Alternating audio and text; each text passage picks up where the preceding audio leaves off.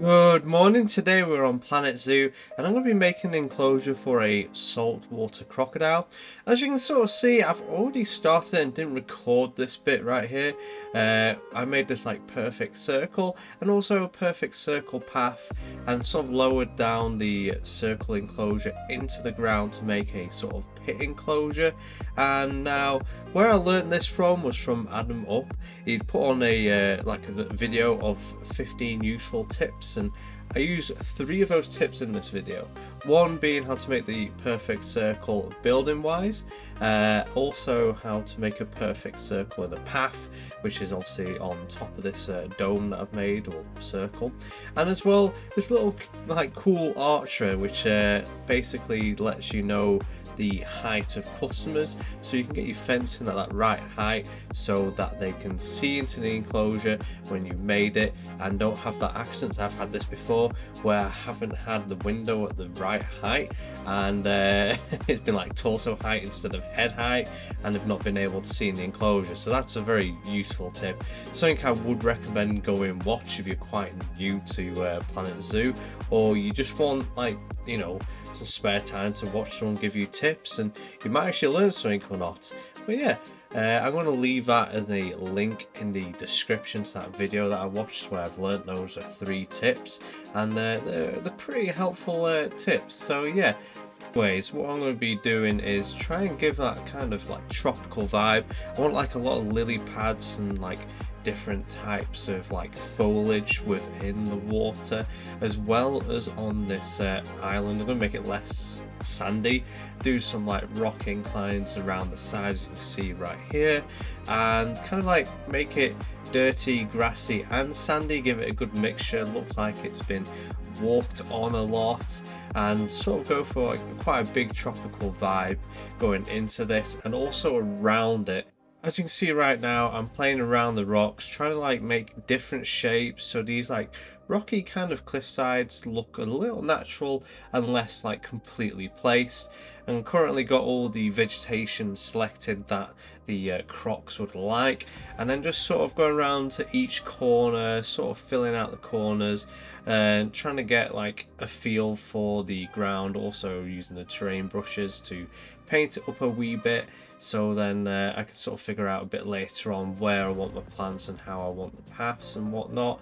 And I did just a lot of experimenting, looking at all the different plants. I did sort of cut the video up a wee bit because I do spend a lot of time just like sort of looking at what I like, how and where I sort of want it, because I do want these sort of like they look like the creature goes down these areas a lot, so let's push the plants. The plant growth isn't going to be there because they've been trodden on a fair bit and squished down.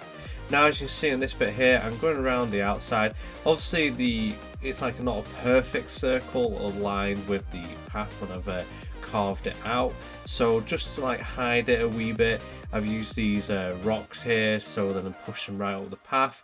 I'm going for these like black rocks, kind of like lava rocks in a way, and I really like the way it looks and like feels with the enclosure, like sort of a different kind of like color breakup, so it's not all the same color, it's like a quite a contrast. And then here's the little archer that I learned from that tips video from Adam Up. It sort of really helps a lot. I never like ever like thought about trying to find something like that, or realizing there was something like that in the workshop, or even try and making one of my own. You see, I've just using like another tip there, I'm making the perfect circle and trying to make it sort of lined up with the path.